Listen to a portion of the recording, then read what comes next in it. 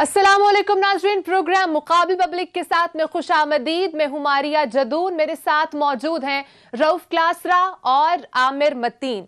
Supreme court ने senate इंतखाबात आइन के तहत करवाने की राय दे दी। अब इंतखाबात खुफिया होंगे। फैसले पर हुकूमत और ऑपोजिशन दोनों खुश। हतमी फैसले के लिए मामला इलेक्शन कमीशन जा पहुंचा। सेनेट मामले पर सदारती रेफरेंस में पूछा गया सवाल कानूनी नहीं। जस्टिस याहिया आफरीदी का इख्तलाफी नोट। सिकंदर सुल्तान राजा से हुक्मरान जमात के वफ्द की मुलाकात। क्या खुफिया राय शुमारी से होने वाले इंतखाब में हुकूमती जमात को शिकस्त का सामना करना पड़ सकता है? इलेक्शन कमीशन क्या फैसला करेगी? इस पर प्रोग्राम में बात करेंगे। नाजरीन, सेनेट मैदान सज गया। गिलानी हफीज शेख मुकाबला हतमी मराखिल में दाखिल। दरअसल हुकूमत में सियासी जोड़ तोड़ रूज पर। इमरान खान की दीगर तमाम मसरूफियात मनसूख। वजीर आजम ने अपने चैम्बर का दरवाजा MNAs के लिए खोल दिया। मेंबरान असम्बली को मनाने के लिए मिन्नतें तरले जारी।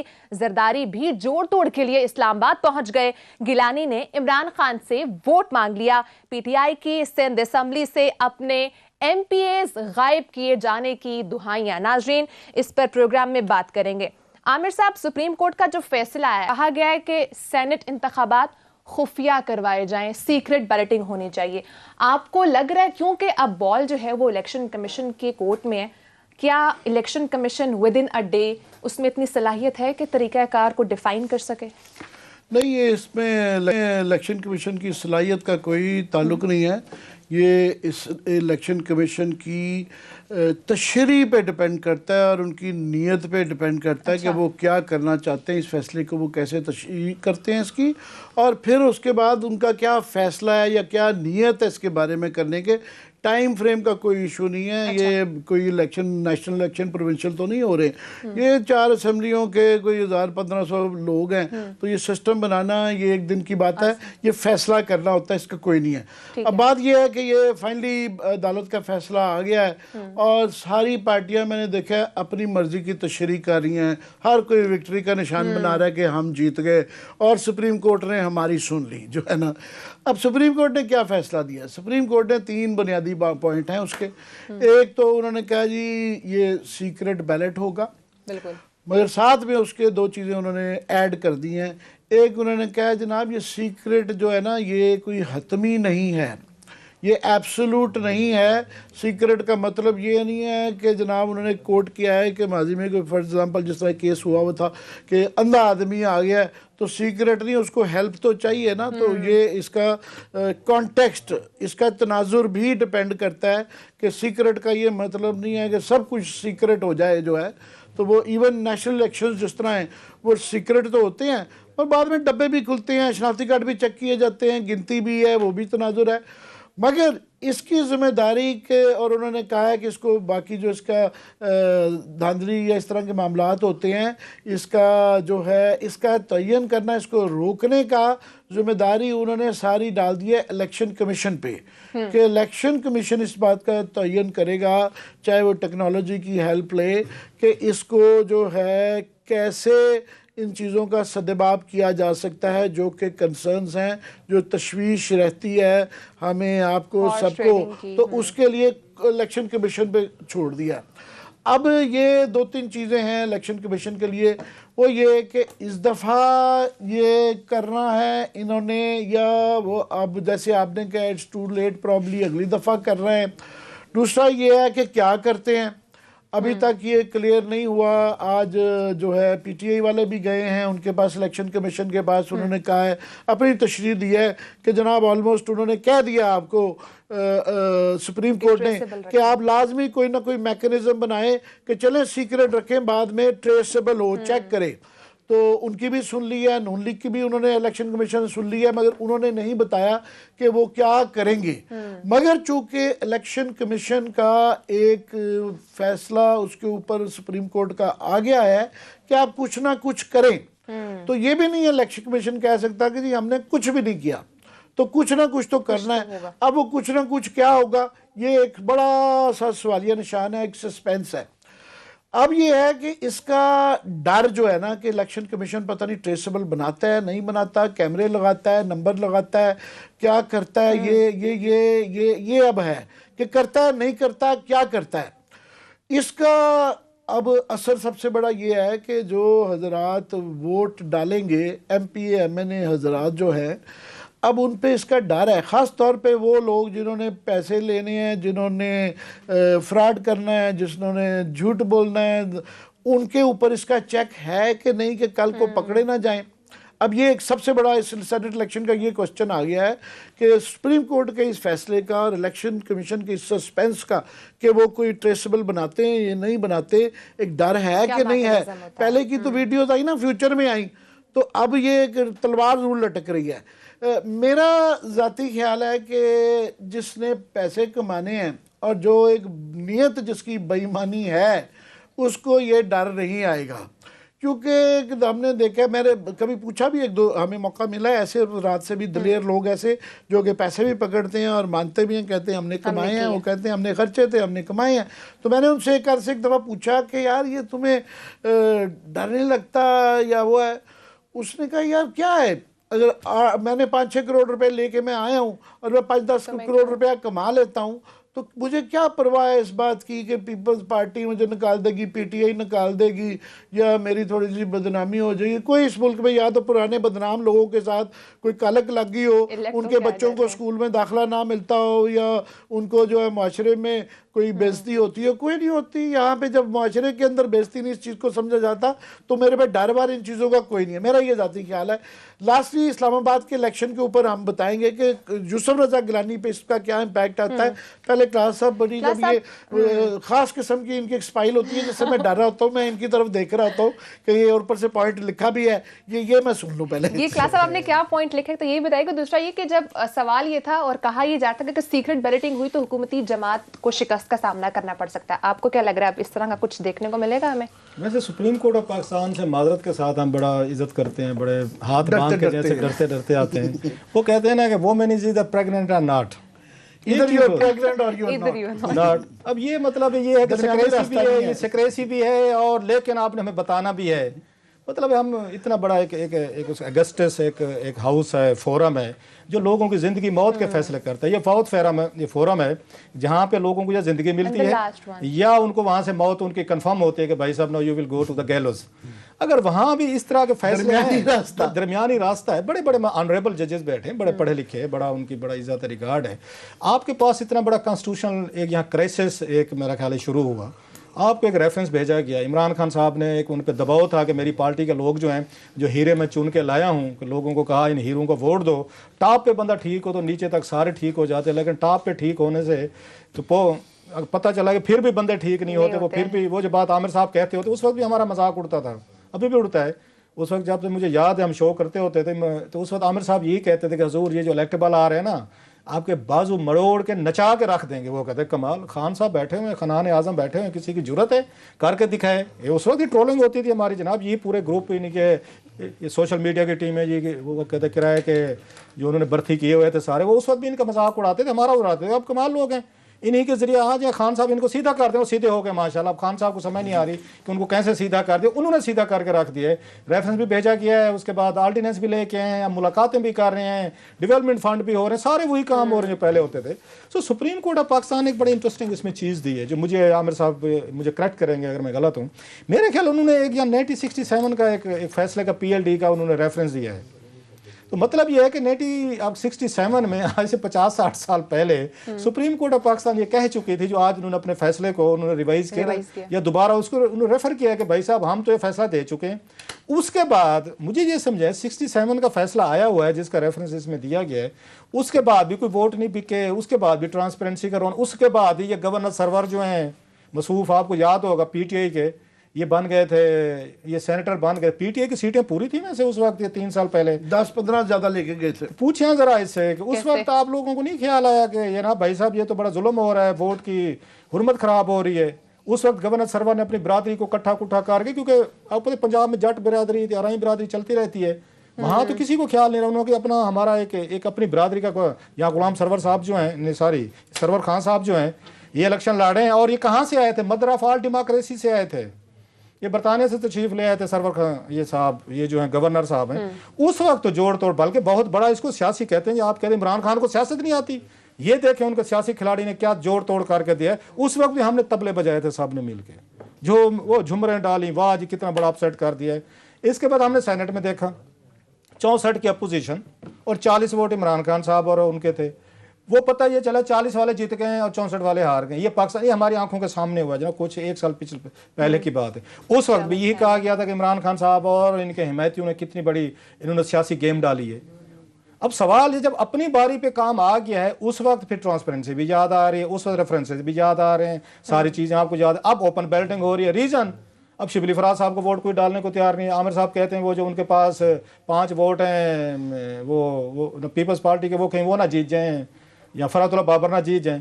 भाई ये तो गेम इसी तरीके से 67 आगे जा चुके हैं। आज मैं वो बाद में तफसील बताता हूँ आपको। हाँ, बहरहाल अब उन्हें खतरे पड़ गए हैं कि हमारा तो कोई बंदा नहीं इलेक्ट होता। तो आपने इतने 7-8 सालों में केपी में इतने अपने लोगों की 8 सालों में ये आपने ट्रेनिंग की है, उनकी ग्रूमिंग की है, उनको ईमानदार बनाया है और 5 वक्त का नमाजी हाजी कबाबी बनाया है कि जनाब कि भाई साहब आप वो जो है ना वो डर गए सारे कि शिबली फराज साहब की सीट निकलने वाली है। और शिबली फराज साहब सबसे ज़्यादा आजकल बयानात दे रहे हैं, ओपन बैलेटिंग के नारे मार रहे हैं। बल्कि उन्हें तो ये लग रहा है, कोई कह रहा था शायद ये वहाँ भी कोशिश की जा रही है कि केपी में भी इसी तरीके की कोई वारदात कर ली जाए जैसे पंजाब में की जाए। तो कल टास्क कर लें, मेरा ख्याल है गिलानी साहब और रफीक शेख वाला जान छुड़ाएं। फिर क्यों इतने बड़े लंबे में पड़ रहे हैं कि आप जाएंगे इसको ट्रेस करेंगे? भाई वो तो 67 में कह चुके थे कि वो ट्रेस करो, भाई ये ट्रांसपेरेंसी बनाओ। आपने सारा बर्डन डाले जा रहे हैं इन पे, इलेक्शन कमीशन ऑफ पाकिस्तान पे या अदालतों पे डाले जा रहे हैं। अदालतों ने तो जान छुड़ाई। आज मैं कहता हूँ उन्हें 50 साल पहले वाले केस का हवाला देख उन्होंने कहा भाई साहब हम तो पहले कह चुके थे। उसके बाद आप जाने और आपका काम जाने, इलेक्शन कमीशन ऑफ पाकिस्तान जाने। सवाल यह है कि कोई कंडक्ट, कोई करेक्टर आप लोगों का भी है।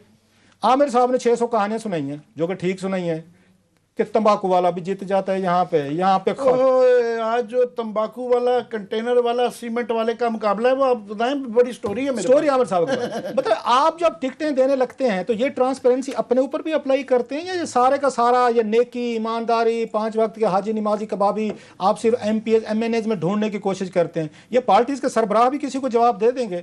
अब्दुल कादिर वाला मामला बलूचिस्तान में कितना बड़ा ड्रामा किया गया है आपके सामने है, लेकिन पीटीआई डटी हुई है। उन्होंने कान इधर उधर से पकड़ लिया है, उन्होंने टिकट वापस विड्रा करके बल्ले बल्ले भी करा ली, अपना बंदा भी उन्होंने साथ में वो करवा लिया है। अपनी वारदातें देखें कि केपी में इन्होंने किन लोगों को दिया। परवेज खट्टक साहब के खानदान को कितनी टिकटें मिली हुई हैं, वहाँ ट्रांसपेरेंसी नजर नहीं आती आपको।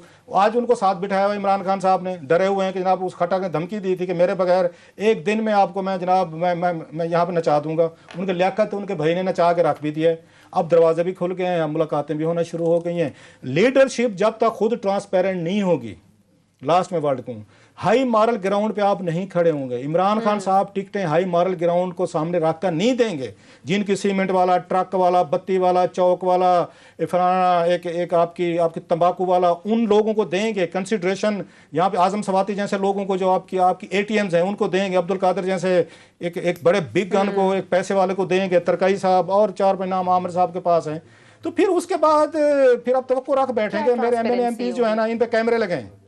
भाई साहब आप कैमरे लगाएं या जो भी करें। बहरहाल देखते हैं, आमिर साहब के पास ज्यादा डिटेल्स हैं। मैं चाहता हूँ जरा ये रोशनी डालें। सूबों की जो है ना वो आते हैं बाद में, इस्लामाबाद भी जुड़ी हुई है अभी कि वो क़यामत के दिन के मुतालिक कहा गया है कि आपकी आंखें माथे पे होंगी, बाप बेटे को नहीं पहचानेगा। तो इस वक्त ये वैसे पनामा में हो चुका है जो है। अब जो इलेक्शन के ऊपर भी ना कोहराम ये वाला जो है ना वो बप चुका है, वो क्या है वो लग चुका हुआ है, तो बर्पा हो चुका हुआ है। तो इस सूरत हाल ये है कि इस वक्त ना तो गवर्नमेंट है, ना अपोजिशन है, ना PDM है, ना PTI है, और कोई नज़रियाती वो नहीं है। यहाँ माल भी लग रहा है और यहाँ पे आपस में नज़रियाती छोड़ के यारियाँ दोस्तियाँ वो हो रही है। ANP और फॉर एग्जाम्पल अख्तर मेंगल साहब वैसे संभाले नहीं जाते हैं माशाल्लाह। जो है बलोचिस्तान में फॉर एग्जाम्पल उनकी जो है ना बाप पार्टी, जो कि इस्टेब्लिशमेंट की पार्टी कही जाती है, माई बाप कहा जाता है, वो उनके साथ अंडरस्टैंडिंग उनकी हो गई है, ANP की भी हो गई है। और इस तरह की कुछ खबरें जो है ना वो केपी में सबसे मज़ेदार है कि मुकाबला 3-4 बड़े कार्टेल्स में हो रहा है। कार्टेल का मतलब कार्टेल से मैं बताया करें, मैंने कहा आसान में सेठों की लड़ाई है, ठेकेदारों की लड़ाई है। एक तंबाकू के ठेकेदार है, तंबाकू के तो आप देखें ना 3 कैंडिडेट हैं इस वक्त जो है तंबाकू के, और ये कोई तंबाकू के उस तरह ये वाले तंबाकू की अच्छी लॉबी नहीं जो कहते हैं सिगरेट पियो या ना पियो, ये जाली तंबाकू की लॉबी है। एक जो है ना तंबाकू लॉबी के अंदर जो है वो लियाकत तरकई साहब है पीटीआई के, फैसल सलीम रहमान, जिशान खान ज़ादा, उन्होंने 3 तंबाकू वाले, पहले इमरान खान साहब ने खुद कहा कि 98% देखे ना ये सरकारी जो टैक्स देने वाले देते हैं, बाकी 2% ये वाले देते हैं, और आते सारी इन्होंने उनके ऊपर टैक्स कर दिया 300 रुपये जो है ना पर केजी तंबाकू के ऊपर टैक्स। फिर एकदम पता चला कि वो तो पार्टी भरी हुई है, स्पॉन्सर्स हैं, वो वापस ले लिया। सो इस दफ़ा तंबाकू लॉबी जो है ना ये 72 अरब रुपए का सालाना टीका लगता है आपको और हमें। जब नया नया SHO आता है ना तो जरा दबका शबका देने के लिए जो होते हैं ना थोड़े से ड्रग पुशर्स होते हैं, गैम्बलर्स होते हैं, अड्डे शड्डे सारे फौरन जाके बंद करवा देता है।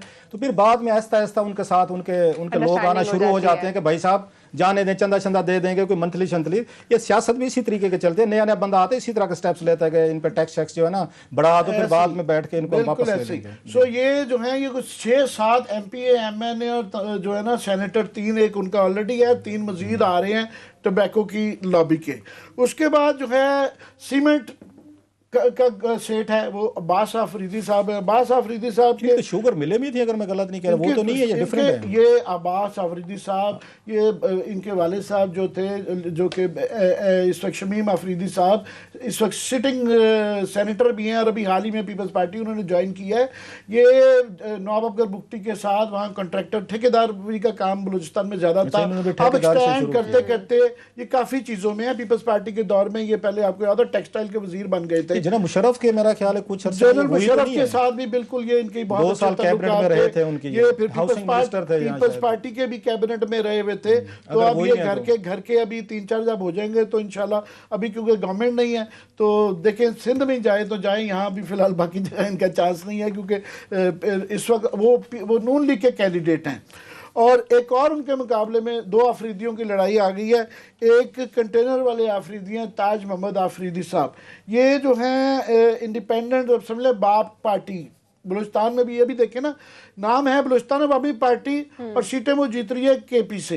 ये भी एक एनॉमली है वहाँ पे, चल वोट है वहाँ पे KP में, ये 3-4 वोट हैं मगर वो जो 20 चाहिए कोई 17 वोटों का वो नहीं है। अब ये है कि 6 वोटों के साथ आफरीदी साहब ने 20 लेने हैं तकरीबन 20, और 20 ही तकरीबन लेने हैं इन्होंने ताज मोहम्मद आफरीदी ने। इनके 3-4 है। फरतुल्लाह बाबर साहब का ज़्यादा टेक्नोक्रेट की तरफ चला गया है, वो टेक्नोक्रेट की तरफ आता हूँ वहाँ क्या चल रहा है।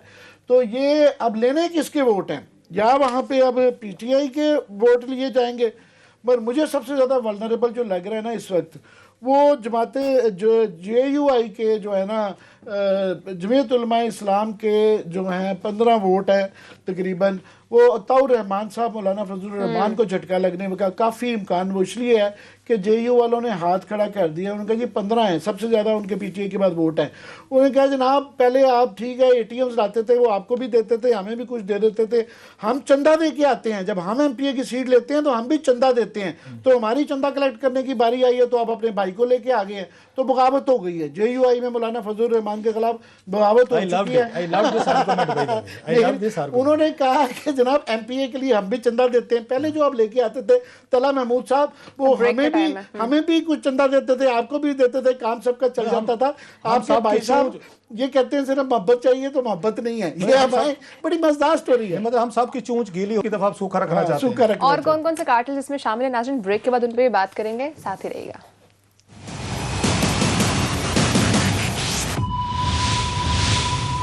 वेलकम बैक नाजरीन, सुप्रीम कोर्ट ने सेनेट इंतखाबात आइन के तहत करवाने की इजाज़त दी है। इस पर प्रोग्राम में बात हो रही थी।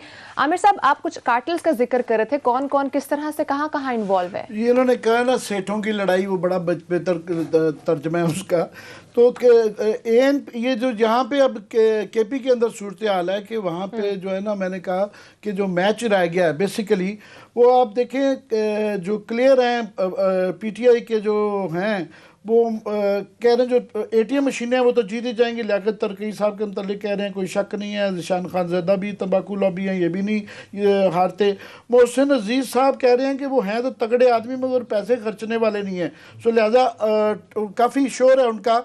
मगर यहाँ पे क्योंकि 3-4 कैंडिडेट आए हुए हैं मार्केट में पैसा फेंकने वाले, तो इनको भी पैसा इनके पास है मगर ये करप्शन पे खर्चते नहीं है, इनकी शोहरत ये है।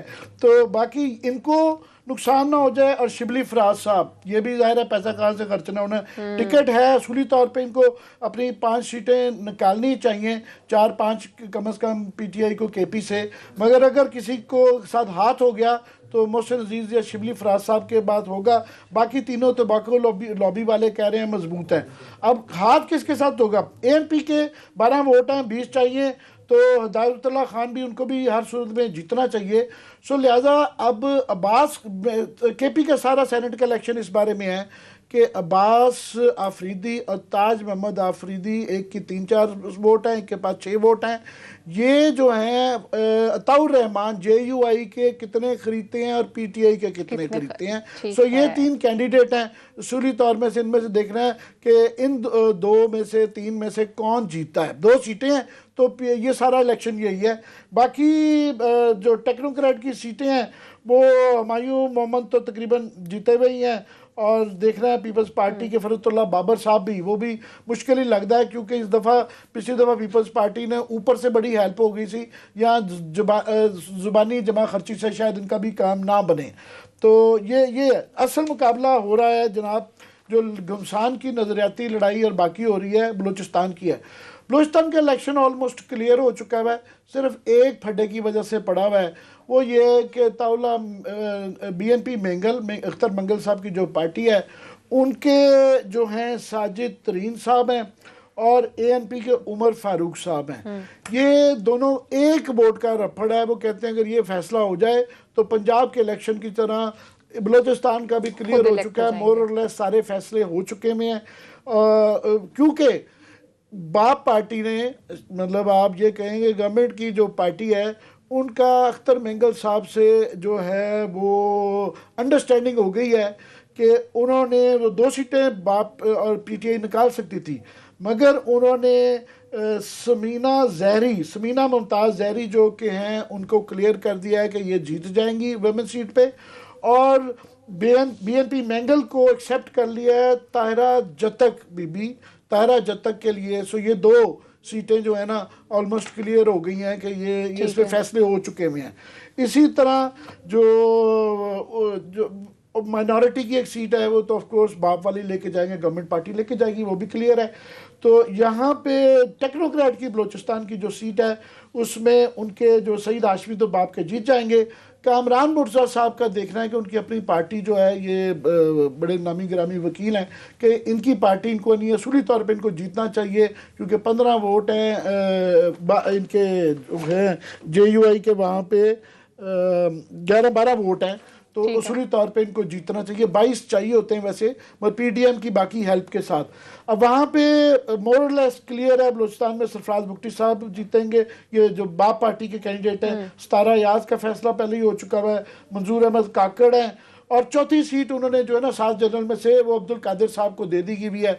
अब्दुल कादिर साहब क्या पता चल रहा है, एक तो वो जो ZKB पाकिस्तान की सबसे कंस्ट्रक्शन कंपनी है उनके अहमद खान खिलजी पहले ही थे, तो उन्होंने कहा जी 1-2 और भी होने चाहिए, उनकी भी सपोर्ट है, संजरानी साहब की भी है, और भी बहुत बड़े लोगों की है जिसके जवाब में बार नाम लेते हुए हमारे भी पर जलते हैं।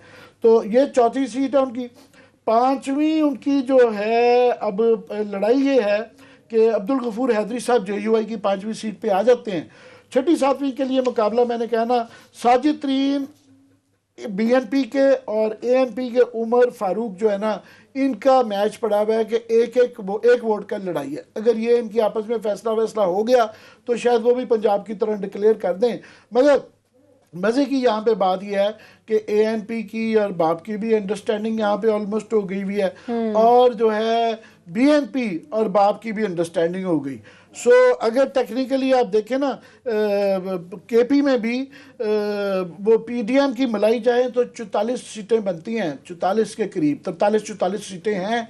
तो असूली तौर पे तो अगर ये इकट्ठी हो जाएं तो JUI भी हारनी नहीं चाहिए। मगर वहाँ पे वो नहीं है। दूसरा कोई नजरियाती मसला नहीं रह गया, ना BNP है, ना ANP है, ना PDM है, ना गवर्नमेंट है, पर ये लेन देन के फैसले हो रहे हैं। अच्छा आमिर साहब, इस्लामाबाद में फिर क्या क्लास होगा? साहब से व्यू ले लें पहले, इसके ऊपर मैं बाद में सिंध का बताऊंगा। ठीक है क्लास साहब, आपने पूरी सिचुएशन देखी, आमिर साहब ने भी एक्सप्लेन की है, आपको क्या लग रहा है एज इट इज जिस तरह बताया जा रहा है उसी तरह ही होगा, यहाँ पे भी खरीदो फरोख्त होगी? वैसे मेरे लिए जो मतलब थोड़ा सा हम हमेशा हाई मॉरल ग्राउंड की बात करते हैं, मेरे पख्तून और बलोच भाई मुझे ज़रा जवाब दें, ये सारी खरीदो फरोख्त ये सारा कुछ वहाँ क्यों होता है? नेशनलिस्ट भी हैं माशाल्लाह, बड़े ऑनरेबल लोग हैं, बड़ा नाम है, 5 वक्त के जैसे मैंने कहा वो नमाज भी नहीं छोड़ते, वो कोई चीज़ मिस भी नहीं करते। ये सारा लैंड देन पैसा, तो ये प्रोफेशन है कि मतलब आपकी पॉलिटिक्स जो है वो बिज़नेस बनकर रह गई है। जैसे आमिर साहब ने ये चीज़ें बताई हैं, मुझे याद है कि हमारे दोस्त हैं ये सईद काजी साहब, वो इसको नाम देते थे, इसको जमहूरियत को ठेकेदार फ्रेंडली जमहूरियत। ये जमहूरियत ऐसी बना दी गई है कि इसमें सिर्फ ठेकेदारों को ही फ़ायदा हो सकता है, जिनकी जेबों में पैसा है, they can manage and they can control it. जो एक यहाँ पे हमने देखा है सेनेट ऑफ पाकिस्तान का है, ये मज़ीद मुझे लग रहा है जिस तरह की चीज़ आमिर साहब बता रहे हैं, इसका ग्रेंजर मज़ीद इसका नीचे जाएगा। इसकी जो डिग्निटी थी, इसकी रिस्पेक्ट थी, जो यहाँ पे एक लेवल ऑफ एक डिबेट्स होता था सेनेट में, वो बहुत उस पर नीचे जाएगा। अभी आमिर साहब ने उस पर आना है, अभी सिंध पे बात करनी है, तो मैं सुन रहा था रोला डाला जो 3 हमारे मेम्बरान अगवा हो गए हैं। मैं अगर जुर्रत करके कह दूँ अगवा नहीं हुए, अपनी मर्जी से अगवा हुए हैं। इस तरह की चीजें अगवा कराया, अपने आप को करवाया गया है, अपने आप को अगवा उन्होंने कराया गया है। सो ये जो रोला डाला गया ना अगवा हो गए हैं, ये अगवा इस तरह छांगा मांगा में भी होते थे, ये अगवा मरी में भी होते थे, ये कुछ दिन पहले भी होते रहे। ये सारे के सारे जितने भी अगवा होते हैं ना, ये सारे विलिंगली होते हैं। ये कल परसों ये नमूदार हो जाएंगे और फिर वही पता चलेगा कि जनाब हम तो जरा उधर चले गए थे, गाड़ी यहाँ पे रोड पे खड़ी करके, हम तो उधर गए थे, ये गलियात में गए थे, मौसम देखने गए थे, हम तो यहीं पे मौजूद थे। बहरहाल मैं ज़रा थोड़ा सा इंटरेस्टेड हूँ, मुझे 2 उसमें कि फ़रहतुल्लाह बाबर साहब अपनी कैसे सीट निकालते हैं, और उसमें से ये शिबली फराज साहब जो है ना, बगैर किसी को चाय पानी पिलाए वो कैसे उसमें सीट निकालते, क्योंकि JUI की बगावत अगर हो गई, क्योंकि KP में ये रिवायत नहीं है, मुफ्त का वो नहीं है, वो मुफ्त में किसी को वोट नहीं डालते, ना ये तवक्को रखें। और वही काम जो उस वक्त वो कहते हैं, जो 20 लोगों जिनकी बात होती है पैसे लिए थे, वो फार्मूला बेहतर था। इन्होंने बदनाम तो खुद को कर लिया PTI ने, फार्मूला वो बेहतर था। उन्होंने अपने नहीं उन्होंने काम किया, उन्होंने बड़ी बड़ी ATM पकड़ी, ATM को कहा कि भाई साहब ये जो हमारे MPs हैं इनकी चूंचे जरा गीली करो, इससे पहले कि जरदारी कंपनी या कोई और है इनकी चूंच में कुछ डाल जाए, तुम्हें इनको 1-2 करोड़ रुपया दे दो, जो उनका वर्जन था, आपको याद होगा। उन्होंने कहा हमने तो आके एक उनके असद कैसर साहब और परवेज खटक साहब के घर पे बैठ के हमें ये कहा गया कि हमने उस ATM जिसको टिकट दी है वो बहुत बड़ी मालदार पार्टी है, हमें तो उन्होंने 10-20 करोड़ जो दिए या नहीं दिए, आपके लिए हमने पार्टी फंड इकट्ठा किया, ये 1-2 करोड़ रुपया लें, वोट आपने अपनी पार्टी के बंदे को देना, किसी और को नहीं बिकना। सो मेरा ख्याल है वो फार्मूला आमिर साहब अगर मुझसे पूछे ना, वो ज्यादा बेहतर था, उसी पे चलते। बड़ी ATM को नहीं, तंबाकू वालों को कहते कि भाई साहब निकालो जरा 10-10 करोड़ रुपया, हमने जरा चूंचे गीली करनी है KP में भी और बलूचिस्तान में भी, क्योंकि वो जो है ना बड़े ईमानदार है, मेरे बलोच और पख्तून भाई बड़े अच्छे हैं, लेकिन क्या करें, बलूचिस्तान में पिछली दफा यही किया था कि उन्होंने कुछ पैसे के बगैर वोट नहीं अपने करवाने थे, जो पैसे नहीं उनका, ये तो आप अपने देंगे, ये आप हमारे लोगों के भी पैसे देंगे। सर KP में ये कुछ तो हुआ ना, ये जो वीडियोस आई थी वही तो वो कह रहे हैं, कहते हैं ये हमें परवेज खट्टक और असद कैसर ने बैठ के पैसे दिलवाए थे कि तुम ये आके हमारे बंदे से, अपनी पार्टी के बंदे से पैसे ले लो, दूसरे से ना लो। यही तो सारा ये खेल हुआ था सर। आपकी दफा ये फार्मूले पे चलते, इतनी बड़ी बड़ी पार्टियां, तंबाकू के बादशाह, ठेकेदार, कंट्रैक्टर, सीमेंट, तो कहते हैं इनको 10-10 20-20 करोड़ रुपया निकालते, पार्टी सेफ थी आपकी। आपने कहा जी हैंड हम ऊपर दिखाएंगे तो नीचे करेंगे तो खड़े हो जाओ, तो तिलाशियां मिलाशियां जिसको 15-20 करोड़ रुपया नजर आ रहा हो ना, वो तिलाशियां भी दे देगा, वो कल को डिसीट होगा, घर भी चला जाएगा। बहरहाल देखते हैं शिबली फराज साहब इसमें से कैसे बचते हैं। बाकी इनसे सिंध वाली ले लें, and then I am interested, जो असल मैच है मेरे अगले उसमें दूसरे गिलानी वर्सेस हफीज शेख। ब्रेक के बाद करें, ब्रेक के बाद नाज़रीन हम जो टफ मुकाबला है गिलानी और हफीज शेख में उससे बात करेंगे। गिलानी ने इमरान खान साहब को खत भी लिखा है, उस पर भी बात करेंगे, साथ ही रहेगा।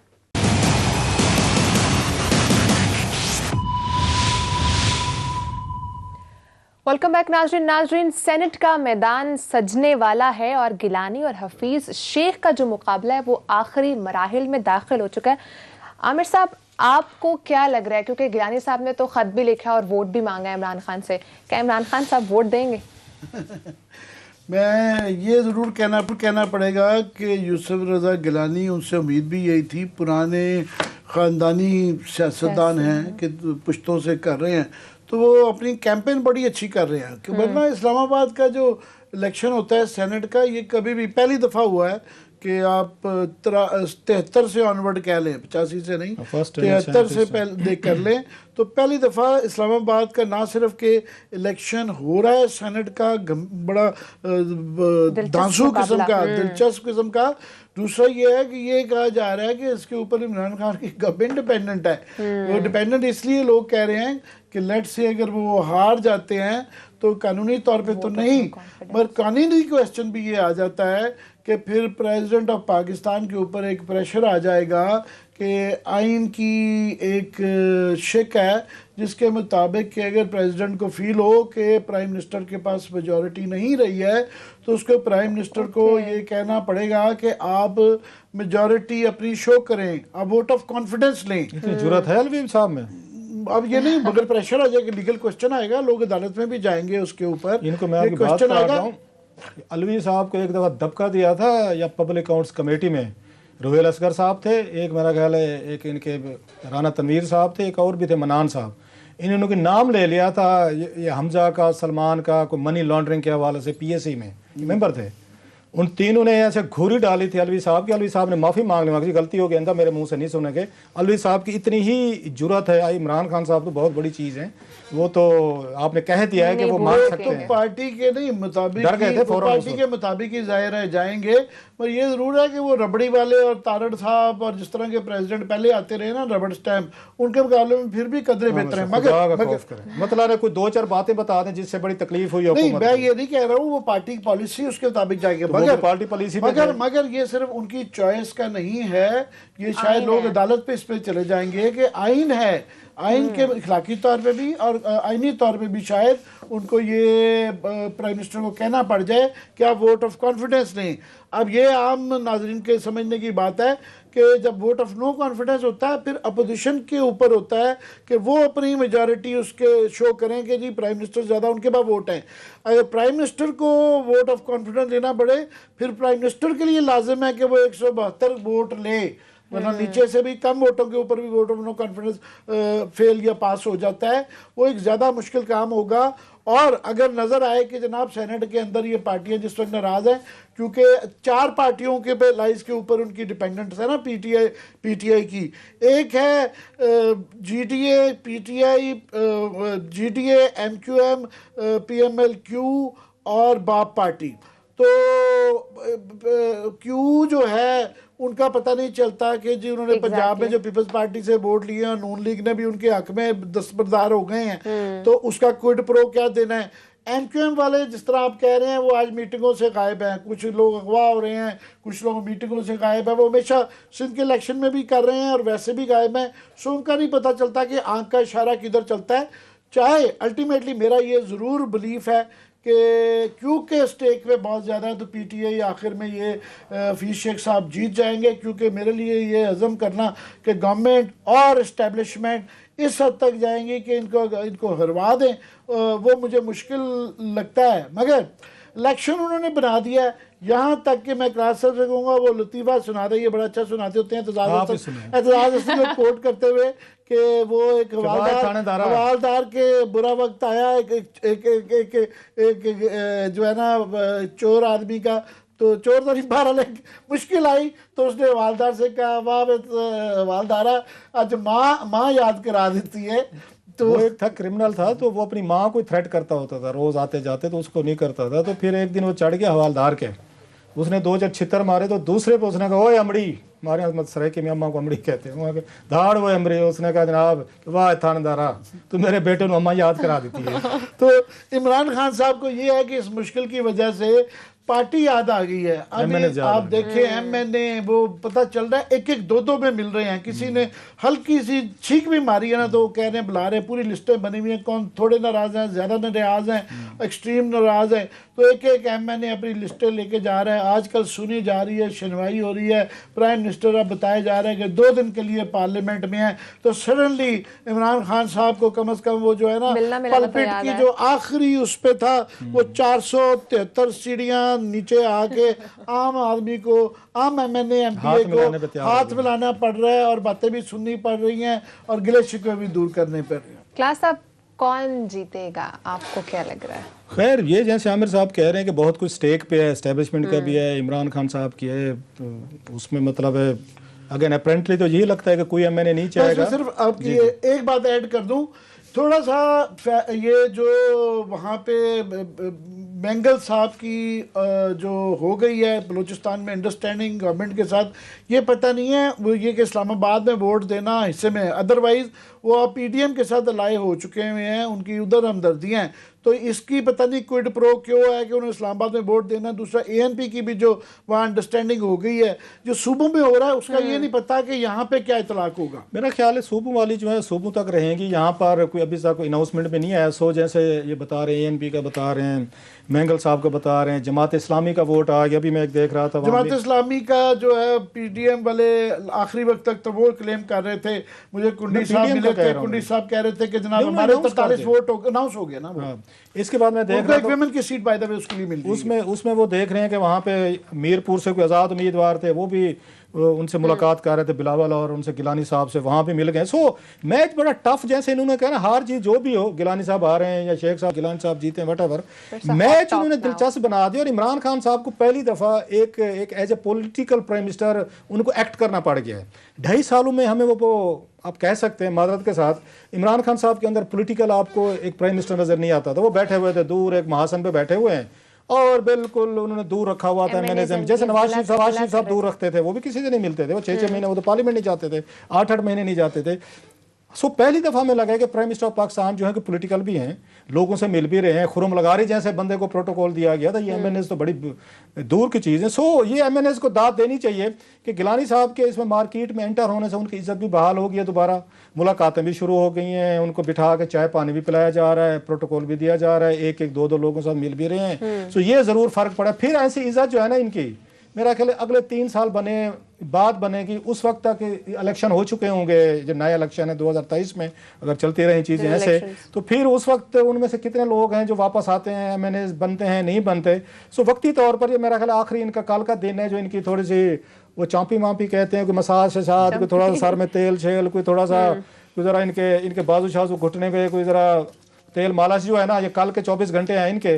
फिर ये मौका जो है इनको ना मेरा ख्याल नियर फ्यूचर में मुझे मिलता नजर नहीं आ रहा। जहांगीर तरीन साहब रोल प्ले करेंगे? जहांगीर तरीन साहब डर के मारे चुप करके पीछे होकर बैठ गए हैं, कि उनका हमने सुना वो इमरान खान साहब के साथ व्हाट्सएप पे राब्ते में भी हैं, बकौल उनको एडवाइसेस भी करते रहे हैं, और यकीनी तौर पर वो जो खामोश होकर बैठ गए हैं, तो क्योंकि वो फंसे हुए हैं, उनकी कोशिश होगी तरीन साहब की को इमरान खान साहब को खुश करें, उनको पैम्पर करें, क्योंकि उन पर भी मुकदमा है, उनके बेटे भी एफआईए का मुकदमा है, और 365 रुपए की रिकवरी की भी ब्रीफिंग दी जा चुकी है कि शुगर माफिया जो है ना कैबिनेट को इनसे रिकवर की जाए। सबसे बड़ी रिकवरी तो साफ ज़ाहिर है उन जहांगीर तरीन साहब पे जाएगी, वो तो 55 करोड़ रुपए कैश ले चुके हैं। उनके मामू शमीम खान साहब वो भी 56 करोड़ रुपए ले चुके हैं, तो वो तो पैसे ले चुके हैं। ऐसे खुसरो बुख्तियार साहब जो हैं उनके भाई ले चुके हैं, मखदूम शहरयार, सो पैसे तो कैश ये ले चुके हैं। अब लिहाजा तरीन साहब के पास एक ही ये गुंजाइश बनती है कि वो इमरान खान साहब जो ना, वो कहते हैं ना एक हमारे यहाँ एक उसका पंजाबी का मुहावरा है, वो कहते हैं घुसून नेड़े के थानेदार नेड़े। तो जनाब इस वेले घुसून नेड़े है कि ये घुसून हुई है। उसका ये नतीजा हुआ है कि अली तरीन साहब बड़े नौजवान बरखुदार हैं, और वो क्रिकेट का पैशन उनका बड़ा ज़बरदस्त है, और साउथ पंजाब में बड़ा कर रहे हैं। उन बेचारों को मुल्तान सुल्तान से अपनी जो है ना वो भी पीछे हटा, क्योंकि वो लाहौर में जब वो तरीन साहब गए थे, वो चीनी चोर के नारे लग गए थे, बड़ा पैसा बनाया, 1-2 मैच हार, क्या फायदा। इंशाल्लाह आपसे कल मुलाकात होगी, अपना ख्याल रखिएगा, अल्लाह हाफिज़।